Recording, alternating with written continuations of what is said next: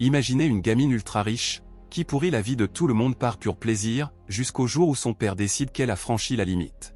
Alors pour la calmer, il l'envoie dans le pire endroit possible pour une princesse de Malibu. Un pensionnat anglais ultra strict, où même le vernis à ongles est un crime de guerre. L'histoire est centrée sur Poppy Moore, une adolescente ultra gâtée qui vit à Malibu avec son père veuf, et sa petite sœur. Depuis que sa mère était morte dans un accident de voiture, rien ne va plus avec son père Jerry. Pour elle, c'est hors de question que son père refasse sa vie avec une autre femme. Alors, quand il annonce que sa nouvelle copine emménage, Poppy pète un câble. Elle invite tous ses potes pour saccager les affaires de la pauvre femme. C'est pas son premier coup tordu, et son père en a marre. Avant, il la laissait faire parce qu'il avait de la peine pour elle, à cause du décès de sa mère. Mais là, elle a dépassé les bornes. Résultat, il décide de l'envoyer dans un pensionnat en Angleterre pour la discipliner. Poppy essaie de râler, mais Jerry veut rien savoir. Le soir, elle dit à sa petite sœur qu'elle s'en fiche parce qu'au moins, les Anglais parlent américain. En entendant cela, sa petite sœur capte aussi qu'elle est complètement à l'ouest, et espère que ce voyage va lui remettre la tête en place. Le lendemain, sa meilleure amie Ruby vient l'aider à faire ses valises, et lui promet solennellement de surveiller Roddy, le petit ami de Poppy. Dans la scène suivante, Jerry et Poppy arrivent au pensionnat, en pleine campagne anglaise. Ils sont accueillis par la directrice, Madame Kingsley, qui promet de redresser Poppy très rapidement. Toutes les autres élèves sont sous le choc, en la voyant débarquer avec ses fringues de luxe ultra voyantes. C'est là qu'elle croise Harriet, la chef des élèves. C'est une fille hyper fière et égocentrique qui pense que l'école lui appartient.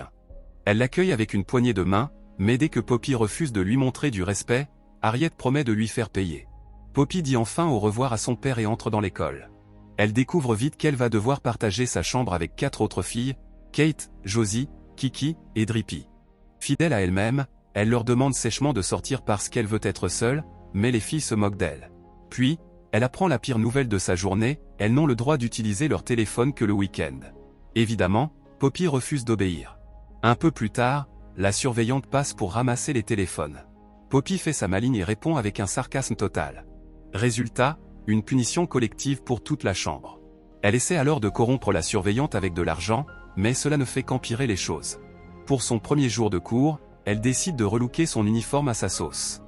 Elle débarque en talons hauts, avec une jupe ultra courte et un blazer hyper serré. Ses colocs la préviennent que ça va mal finir, mais comme d'hab, Poppy s'en fiche complètement. C'est là qu'elle entend parler de Freddy, le fils de la directrice et le mec le plus populaire du coin. Harriet est obsédée par lui, mais la règle d'or de l'école est claire, interdiction de sortir avec des garçons, et surtout pas avec Freddy. Le soir, avant de dormir, les filles demandent à Poppy avec combien de mecs elle a couché. Quand elles entendent sa longue liste, elles sont grave choquées. Il faut dire qu'elles vivent entre filles dans ce pensionnat depuis qu'elles sont toutes petites, donc niveau garçon, c'est le néant total. Un peu plus tard, la surveillante apporte à Poppy un uniforme réglementaire pour le lendemain. Poppy fait semblant de s'endormir, mais dès que la surveillante s'en va, elle file en douce à la salle informatique. Elle veut envoyer un mail à sa meilleure amie Ruby pour lui raconter l'enfer qu'elle vit. Pendant qu'elle écrit, elle remarque quelqu'un qui rôde. Elle va voir et tombe sur Drippy, caché dans le congélateur en train de se faire un snack nocturne. Soudain, une alerte incendie se déclenche. Poppy se retrouve coincée dans les couloirs, et pour ne pas se faire griller, elle grimpe sur le toit. Elle finit par entrer par la fenêtre d'une salle de bain qui s'avère être celle de Freddy. Au lieu de la balancer, il lui indique comment sortir et lui promet de ne rien dire à personne. Le lendemain, Poppy est intégrée d'office dans l'équipe de la crosse. La diva en elle est trop dégoûtée de voir toutes ses filles courir partout en étant couvertes de sueur. Mais quand Harriet la défie en 1 contre 1, Poppy ne recule pas et accepte le match. Elles se lancent l'une vers l'autre, mais au lieu de jouer la balle, elles finissent carrément par se battre à coups de poing. Harriet s'arrête net seulement quand la voiture de Freddy passe juste à côté. Elle est tellement à fond sur lui qu'elle est énervée quand il lance un bonjour à Poppy. Une fois Freddy parti, Poppy se moque d'elle, car elle a tout de suite vu qu'elle craquait pour Freddy. Harriet s'enfuit dans sa chambre, qui est remplie de photos de Freddy, ce qui prouve qu'elle est totalement obsédée. Elle panique en se demandant comment il peut déjà connaître le nom de Poppy. Mais elle finit par se rassurer en se disant qu'il essayait juste de cacher son amour pour elle, en parlant à une fille au hasard. Un peu plus tard, Poppy est convoquée par la directrice. Celle-ci est déçue qu'elle ait déclenché une bagarre, mais elle confie à Poppy qu'elle voit en elle une bonne personne. Elle lui avoue même qu'elle espère, de tout cœur la voir réussir. Pour la première fois depuis le décès de sa mère, quelqu'un a foi en elle, et croit en ses capacités. Un peu plus tard, Harriet est dans sa chambre quand elle remarque Poppy juste sous sa fenêtre. Elle demande à l'une de ses suiveuses de lui balancer un seau d'eau sur la tête, puis elle fait semblant de ne pas avoir fait l'exprès. Poppy doit courir dans sa chambre, toute tremblante de froid. Ses amis de Malibu lui manquent terriblement, et elle commence vraiment à avoir le mal du pays. C'est là que Kate, l'une de ses colocs, voit qu'elle ne va pas bien et lui propose un pull pour la réchauffer. Poppy commence enfin à se détendre et lui parle de la mort de sa mère, il y a 5 ans. Les deux jeunes filles discutent de leur passé et nouent des liens, que Poppy n'aurait jamais imaginé avoir avec quelqu'un dans cette école. Kate va même jusqu'à lui prêter un téléphone secret, pour qu'elle puisse appeler ses amis en Amérique. Poppy appelle direct Ruby, sa soi-disant meilleure copine. Mais surprise surprise, on découvre que Ruby est en train de coucher avec Roddy, le petit ami de Poppy.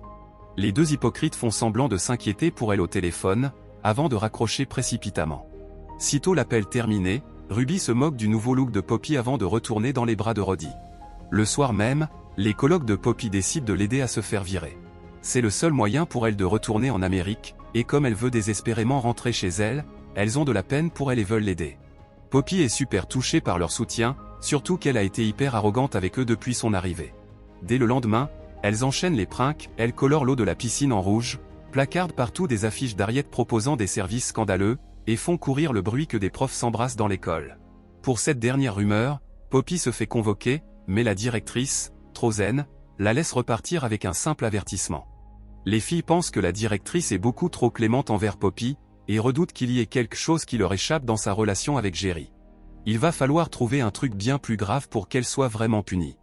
Le soir, alors qu'elles sont toutes ensemble dans la salle de bain, une idée de génie leur traverse l'esprit. S'il y a bien une chose que la directrice déteste, c'est que son fils s'approche des filles de l'école. Ça veut dire que si Poppy sort avec Freddy, ou l'embrasse, elle est sûre de se faire expulser. Le lendemain, c'est le grand jour, le pensionnat organise une fête costumée sur le thème d'orgueil et préjugés, où les garçons de l'école voisine sont aussi invités. Pour marquer le coup, Poppy et ses amis s'échappent en ville pour faire du shopping. C'est à ce moment que Poppy change radicalement de look en devenant brune, une couleur qui la fait ressembler trait pour trait à sa mère. Elles en profitent aussi pour voler discrètement de l'alcool dans un magasin, bien décidées à s'éclater durant la soirée. Le soir venu, tout le monde joue le jeu des costumes d'époque, surtout Harriet qui s'est déguisée en Elizabeth Bennet. Elle essaie désespérément d'impressionner Freddy en lui récitant des répliques du roman, ce qui l'ennuie profondément. C'est alors que Poppy et son groupe font une entrée fracassante, elles cassent les codes avec des robes modernes et ultra courtes. Harriet est absolument horrifiée par l'audace de Poppy, mais on ne peut pas en dire autant de Freddy. Bien au contraire, il semble être irrésistiblement attiré par elle, et son côté rebelle. La soirée vire au cauchemar pour Harriet quand elle les voit danser ensemble. Pour casser l'ambiance, elle change brusquement la musique pour un morceau plus unique, afin que tout le monde danse séparément.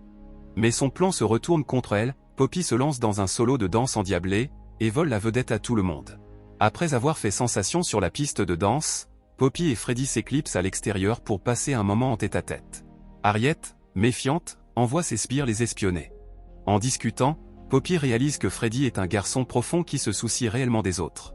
Alors qu'il s'apprête à l'embrasser, les espionnes d'Harriet les interrompent brusquement. Mais les filles décident de ne rien dire à Harriet. Elles savent qu'elle leur ferait vivre un enfer en cherchant à séparer Freddy et Poppy. De retour avec ses copines qui s'éclatent avec les garçons, la discussion devient plus sérieuse. Poppy finit par leur avouer son secret, elle n'a jamais eu d'intimité avec aucun garçon, et elle en avait terriblement honte en Californie. C'est pour ça qu'elle leur a menti au début, mais maintenant, elle sent qu'elle peut tout leur dire sans avoir peur d'être jugée. Elle leur révèle aussi que ses sentiments pour Freddy deviennent réels, et qu'il ne s'agit plus seulement d'une farce pour se faire renvoyer. Le lendemain, suite au malaise de Drippy, Poppy est invitée à rejoindre l'équipe de lacrosse. Elle se découvre un talent inné pour ce sport, et grâce à son leadership, elle permet à l'équipe de décrocher sa toute première victoire. Le lendemain matin lors de l'assemblée, la directrice annonce une nouvelle historique. L'équipe junior de lacrosse a été sélectionnée pour une compétition interscolaire, une première depuis plus de 10 ans. Elle commence par dire aux élèves de s'adresser à Harriet pour toute question, avant de se reprendre immédiatement. Car désormais, c'est vers Poppy qu'elles devront se tourner. Harriet devient rouge de colère en voyant son autorité lui échapper. Poppy prend son nouveau rôle très au sérieux, et fait subir un entraînement intensif à l'équipe, réussissant l'exploit de les qualifier pour la finale. Mais alors que tout semble lui réussir, Freddy l'invite pour un premier vrai rendez-vous. Avant de partir, Poppy envoie des emails à ses amis en Californie, mais dans sa hâte, elle oublie de se déconnecter de l'ordinateur, ce qui permet à quelqu'un d'autre de détourner son compte, et de faire n'importe quoi avec ses messages. Pendant ce temps, le rendez-vous avec Freddy est parfait. Ils se découvrent de nombreux points communs et tombent amoureux l'un de l'autre. En rentrant dans sa chambre, Poppy trouve ses amis en train de lire un email, affirmant qu'elle les considère comme des ratés. Le groupe est persuadé que c'est elle qui l'a envoyé, et elles sont furieuses. Elles tentent de s'expliquer, mais les filles sont tellement blessées qu'elles refusent de l'écouter. Quand Poppy va voir Freddy pour lui parler, elle découvre qu'il a lui aussi reçu un email similaire, prétendant qu'elle se sert de lui uniquement pour se faire renvoyer. N'ayant plus personne vers qui se tourner, Poppy se glisse en douce dans la cuisine pour appeler Ruby. Au début, celle-ci fait semblant de s'intéresser à ce que Poppy raconte, mais elle finit par révéler accidentellement à quel point elle la déteste. Poppy se sent plus bas que terre, comme jamais auparavant. Perdue dans ses pensées, elle commence à jouer avec son briquet, ce qui met accidentellement le feu à un rideau. Elle l'éteint immédiatement et s'enfuit à l'extérieur après avoir entendu des bruits de pas s'approcher. De retour dans sa chambre, elle regarde par la fenêtre et s'aperçoit que l'incendie qu'elle pensait avoir éteint, s'est en réalité propagé. Elle réveille tout le monde en urgence, mais elle se rend compte que Drippy manque. Comprenant que son ami est sûrement parti chercher un snack, Poppy n'hésite pas et part la secourir. Avec l'aide des pompiers, elle sort saine et sauve des flammes. Une fois le feu éteint, Freddy trouve le briquet de Poppy dans les décombres. Persuadé qu'elle a volontairement mis le feu pour enfin être expulsée, il refuse d'écouter ses explications et lui rend son briquet, le regard chargé de déception. Plus tard dans la journée, Poppy décide de faire enfin le bon choix et prend l'entière responsabilité de l'incendie. Bien que déçue, la directrice salue son honnêteté, mais annonce qu'une audience aura lieu devant le conseil d'honneur pour décider de son sort. En attendant son jugement, Poppy fait une découverte bouleversante. Elle tombe sur un portrait de sa défunte mère dans l'équipe de lacrosse de 1976. Elle réalise en larmes qu'elles ont fréquenté la même école, et que la directrice connaissait bien sa mère. Pendant qu'elle attend son procès, Freddy la retrouve et finit par être convaincu que l'incendie n'était qu'un simple accident. Au même moment, Drippy et le groupe vérifient l'heure à laquelle les emails ont été envoyés, et réalisent que quelqu'un a délibérément tenté de saboter leur amitié avec Poppy. Lors de l'audience, Poppy livre son témoignage. Harriet l'interrompt sans cesse, l'insultant et rappelant à quel point elle a mis tout le monde en danger. Mais alors que les autres élèves commencent à prendre la défense de Poppy, Harriet panique. Dans son élan, elle commet une erreur fatale en mentionnant le briquet. Or personne n'avait parlé de briquet durant l'audience, et aucun élève à part Freddy n'était au courant de son existence. Cette gaffe monumentale prouve qu'Harriet est celle qui a réellement mis le feu au rideau, après le départ de Poppy. Coincée, elle finit par avouer son geste, mais tente de se justifier en prétendant qu'elle ne faisait que finir ce que Poppy avait commencé. Finalement, le conseil d'honneur innocente Poppy de toutes les charges, tandis qu'Harriet est expulsée du pensionnat sur le champ. Dans la scène finale, Jerry, le père de Poppy, vient lui rendre visite pour assister à la grande finale de lacrosse. Il est totalement stupéfait par la métamorphose de sa fille, tant par son apparence de brune, que par son attitude mature et responsable. Sous son leadership, l'équipe remporte le match de façon spectaculaire. Après la victoire, le père et la fille se retrouvent enfin, et partagent une étreinte émouvante, marquant leur réconciliation. Abonnez-vous pour plus de vidéos comme celle-ci, activez la notification et laissez un like pour aider la chaîne. Merci d'avoir regardé.